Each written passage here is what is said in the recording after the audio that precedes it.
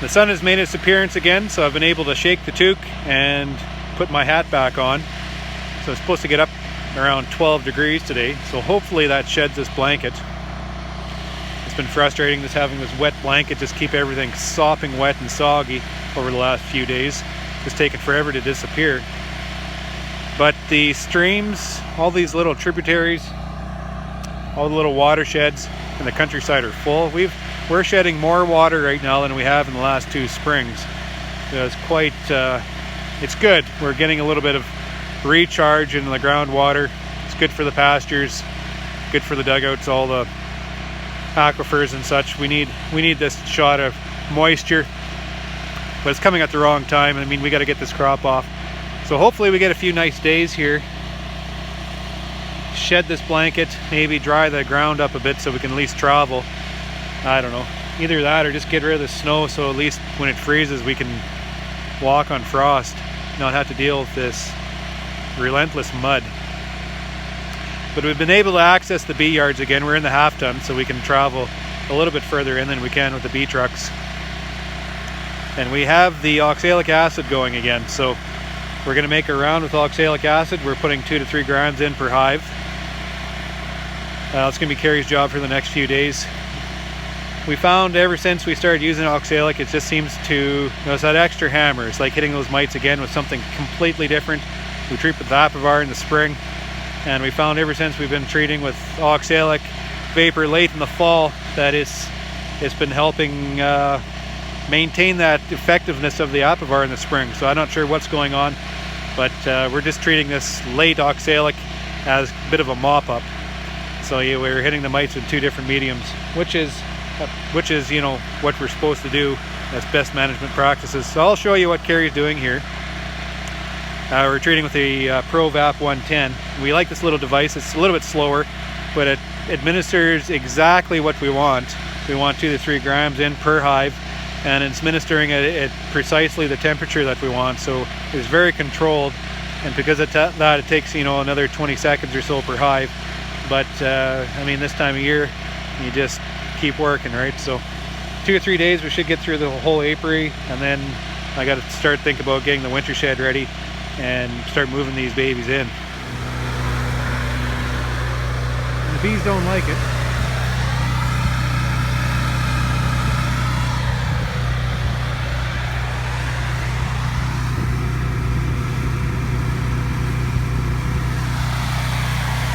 Got our protection on.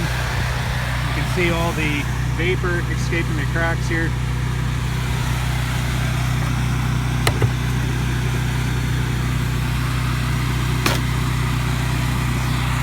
What we want is the vapor penetrating the cluster. As you can see, it's nicely penetrating.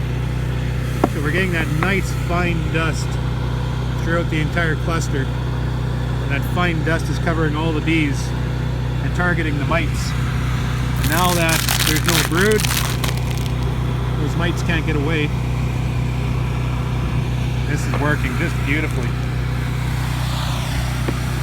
So I'm consolidating hives into dead spots.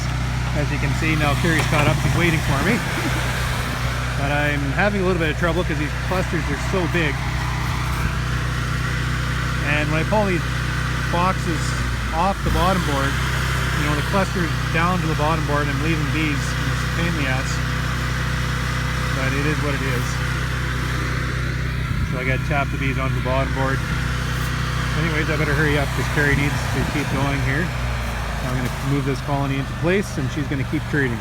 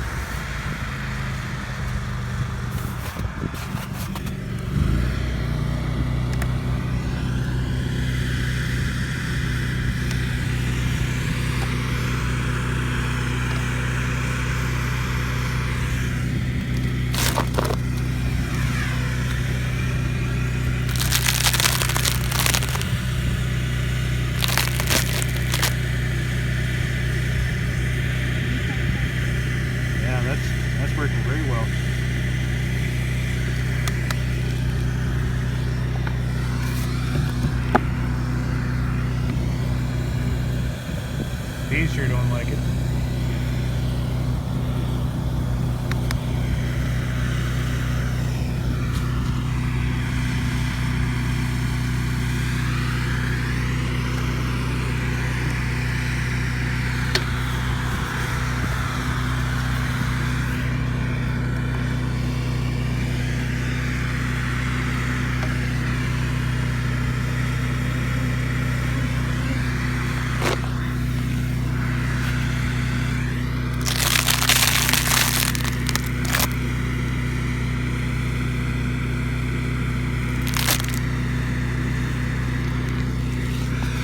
Penetrating the cluster very nice. Was it 5 degrees right now?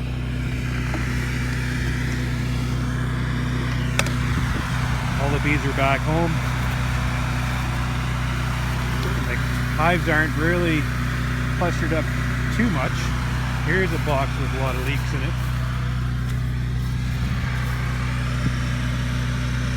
Well, yeah, I just moved this hive in to a dead spot, so it's not sealed with propolis at all.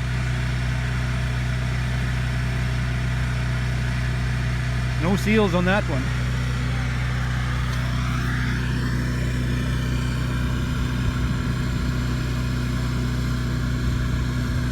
Hungry.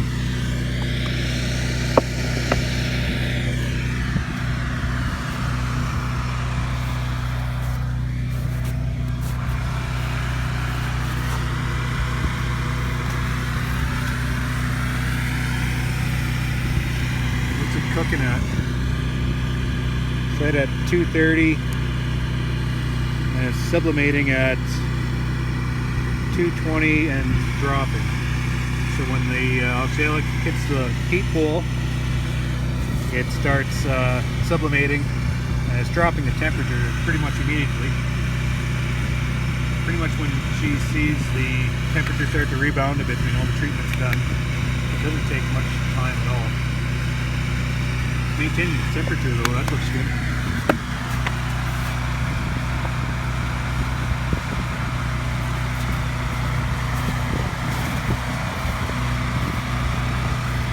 Better get on this side of the wind.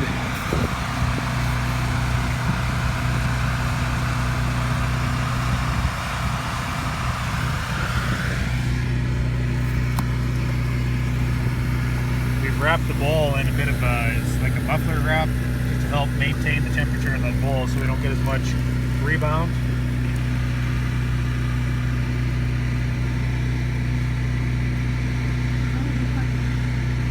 What's that? A little bit quicker.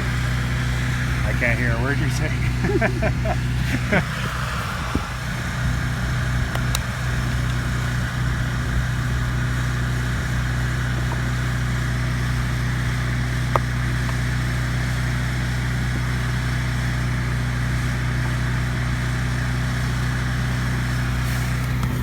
These you don't like it. So this is what we're going to be doing for the next few days, making around, treating with oxalic, getting this job done, and getting these hives prepped and ready to bring inside for winter. So here we got a group of cattle we found out about 3 or 4 miles away from their pasture. All our fences down our pastures are pushed down because of that heavy wet snow that fell. We can't keep these girls in. And we haven't been able to make around in all the fence lines. So they're finding the holes and they're getting out because they want home. They're hungry. These guys we found down the road. And we're just chasing them back to another pasture closer to home. It's only half of them. The other half is standing in the muskeg within that pasture, so we're going to have to go back, and I guess we're just going to do the same thing. We're going to pull them out and then walk them down the road just like we did these ones. It's working quite well. Just kind of consolidate the cattle in this one pasture just to make it easier to manage. So I'm just trying to get out of the way so they don't spook and they make this corner properly.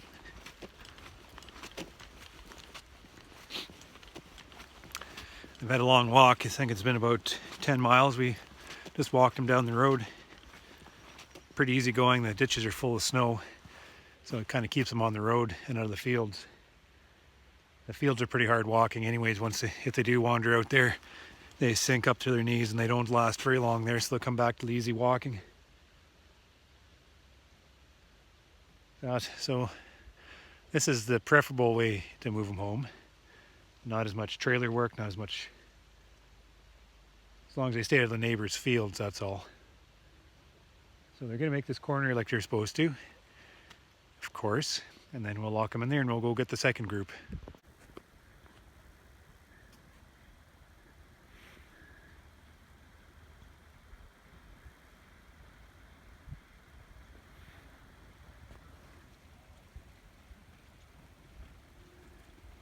Making the corner just like they're supposed to.